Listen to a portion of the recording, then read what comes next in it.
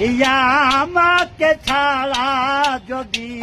সুখী হতে পারো তাহলে ফিরে এসো না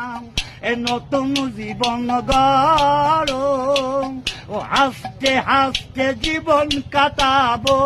ও এমন কেন হলো নতুন সাথী পেয়ে বেঈমান এই আমায় গেছে ভুলে নতুন মানুষ পেয়ে বন্ধু ওই আমায় গেছে ভুলে দিয়ে চয়াগে কষ্টের নদী